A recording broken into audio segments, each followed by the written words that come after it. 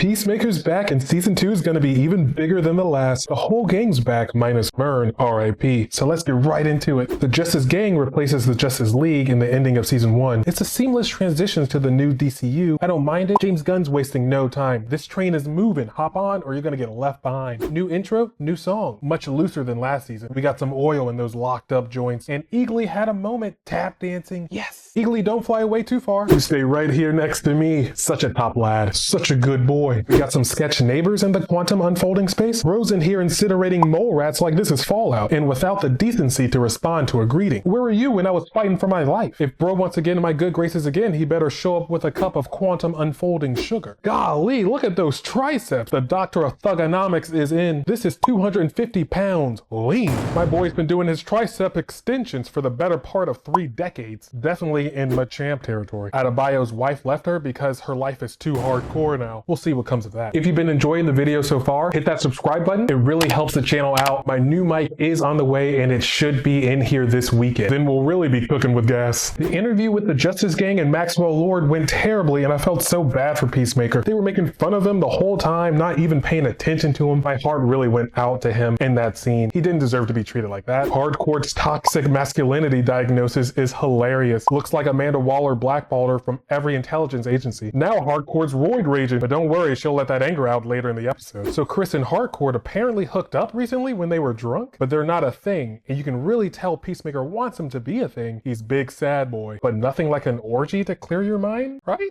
Vigilante and Economos are hilarious together. Their friendship is something else. It's so funny. And Economos, with that freshly dyed beard too, finally paid for that L'Oreal. It seems like they both kind of need a friend. Economos indulging Vigilante daily has to be out of lack of options because Vigilante don't be talking about nothing. Stop playing on my phone, bro. But Adrian is hilarious. Just don't call me talking about some owls. Moving on, Rick Flag Sr.'s on Rip Watch ever since the events of Superman, and he's been monitoring Peacemaker ever since he became head of Argus because Peacemaker offed his boy. He's just waiting for him to slip up so he can snatch him. Argus apparently has something called a Meridol radar that detects ET and ectoplasmic energies, aka the quantum unfolding space. Economos saw Peacemaker's quantum unfolding space and didn't tell Rick Flag. Very naughty, Economos. You're on thin ice, my friend. But you are a top lad for not ratting out your friend, so you do get the Sly Cooper grin of approval. Congratulations, Economos. You earned it. Moving on, Peacemaker goes into the other dimension. His brother is alive, and it's Roy. His dad is nice and loves him very much. They all have a drink, they talk, they laugh, and apparently they all fight crime together as a family. They seem to be well known in the community, and he's on better terms with Hardcourt in this universe. Everything seems to be perfect here. Hardcourt's bar fight is epic. She can really kick some ass, but that's nothing new. She would do well to remember she is not Batman though. She could have died last night, but maybe that's what she was looking for. The episode concludes with Peacemaker versus Peacemaker. This Peacemaker doesn't do much talking. Chris is running for his life while his neighbor's sleeping soundly with the mole rats he deems worthy. Our Peacemaker prevails, of course, and that's where the episode ends. So I like the episode as a whole. I didn't really like that orgy scene that much. I do want to see more of the best boy around though. I really do love Eagly. So what are your thoughts on episode 1? Let me know in the comments below. And if I have entertained you in any way, please consider subscribing so I can continue to provide you with a little something different than everyone else on YouTube. I will be reviewing each episode of Peacemaker Season 2, and Gen V Season 2 will be dropping soon, so be sure to check back in for those videos. Click here to watch more of my content, and as always, thank you so much for inviting me into your home, and thank you for joining me in mine.